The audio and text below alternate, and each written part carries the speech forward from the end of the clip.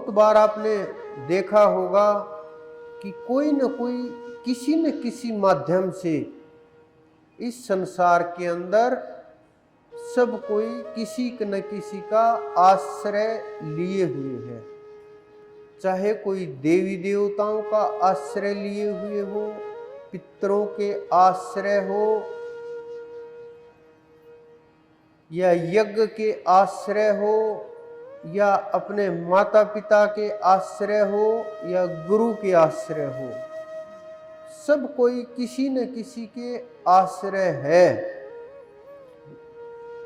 लेकिन आश्रय रहते हुए एक बात और उठती है कि वो जिसके भी आश्रय है उसको पूज्य मान करके, मैं भी देखता हूँ, आपने भी देखा होगा कि जो मूर्तियां हैं उनके धूल उठाते हैं, चरणों की हम मस्तक के ऊपर लगाते हैं। हम कहीं भी जाते हैं, संतों के चरण जहाँ गिरते हैं वहाँ की मिट्टी उठा करके हम मस्तक के ऊपर लगाते हैं।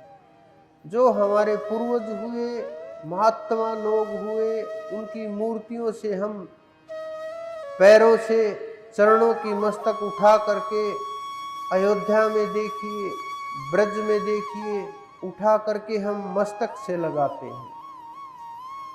ये हमारे ऋषियों ने बोला है कि संतों की चरण धूलि से, उस परमात्मा की चरण धूलि से, अवतारों की चरण धूलि से, सिद्धों की चरण धूलि से बड़े बड़े कर्म कट जाते हैं।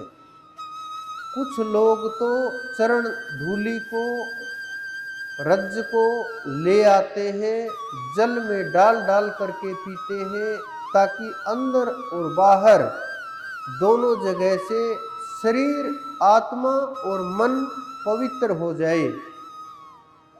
लेकिन ये पवित्र नहीं होते।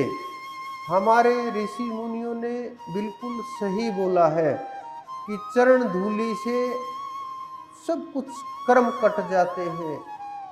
दुख और ताप, तीनों प्रकार के ताप दूर हो जाते हैं, दुविधा मिट जाती है। अगर ये हमारा नहीं हुआ तो साधको क्या कारण रहा कि जब वो कह के गए और जीवों का नहीं हो रहा। करोड़ों करोड़ जीव इसी राह के ऊपर चलते हैं, इसी रिवाज को निभाते हैं, लेकिन कुछ भी ना विपत्ति दूर हुई, ना दुविधा दूर हुई, ना कष्ट कम हुए, ना कष्ट दूर हुए। ये बड़े गहरे राज की बातें हैं। लेकिन हमारे ऋषि मुनि बिल्कुल सत्य बोल करके गए हैं। उनके शब्दों में गुंजाइश की कोई कमी नहीं होती, क्योंकि संतों के मुख से निकला हुआ एक एक शब्द कमान की तरह से होता है कि वो खाली नहीं जाता। वो बिल्कुल निश्चित तौर के ऊपर सोच समझ करके, देख के, अनुभव करके, तोल करके तब बोलते हैं। उन्होंने मस्तक के ऊपर चरण धूलि रखने के लिए बोला, लेकिन हम सोचते हैं वो चरण धूलि हाथ से उठाई जाएगी। उन्होंने ये नहीं बोला कि वो चरण धूलि हाथ से उठेगी। और हम भ्रम के कारण उस ब्रह्म से, उस परम तत्व से दूर हो करके हम इन सांसारिक बातों में देख देख करके और एक दूसरे को देख करके कारण ना ढूंढ करके वहीं अटक करके उन्हीं चीजों में बस ये मान लेते हैं कि हाँ शायद यही हो। लेकिन हमारे ऋषियों ने जो बोला है वो उस गुरु के लिए बोला है जो आपके मस्तिष्क के ऊपर, आज्ञा चक्र के ऊपर विराजमान रहते हैं। वो साधारण गुरु नहीं होते, वो शरीर नहीं होता, वो नूरी गुरु होते हैं, वो शब्द गुरु होता है जो आपके मस्तिष्क के ऊपर विराजमान होते हैं।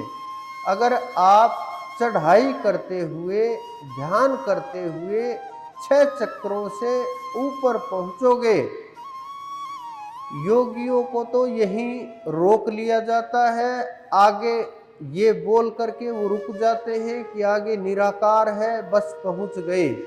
लेकिन संतों की चढ़ाई यहाँ से शुरू होती है, और जहाँ से चढ़ाई शुरू होती है गुरु के चरण वहीं होते हैं, और वहीं से शुरुआत होगी। जब आप वहाँ पहुँचोगे तो तीनों ताप मिट जाएंगे, संताप मिट जाएंगे, दुविधा मिट जाएगी, और तीनों गुण भी नीचे रह जाएंगे। अगर आप उस धूली तक पहुँचे तो वो धूली कोई मिट्टी की धूली नहीं है, बस हमें भ्रम है कि उस धूली का जिक्र किया गया है। वो धूली नूर की धूली है, वो धूली प्रकाश की धूली है, तेज की धूली है। वो स्थान परम तत्व का रास्ता है। अगर आप वहाँ तक पहुँचे तो आपकी मुक्ति निश्चित हो जाएगी। लोग खोजते हैं गुरुओं को, हम खोजते हैं ऐसे लोगों को जिनको परमात्मा की आवश्यकता होती है। हम ढूंढते रहते हैं कि कोई जीव ऐसा मिले जिसको परमात्मा की आवश्यकता हो, चाहे उसने शरीर किसी भी रूप में ले रखा हो, किसी भी प्रकार का शरीर हो, बस अंदर में परमात्मा की तड़प हो।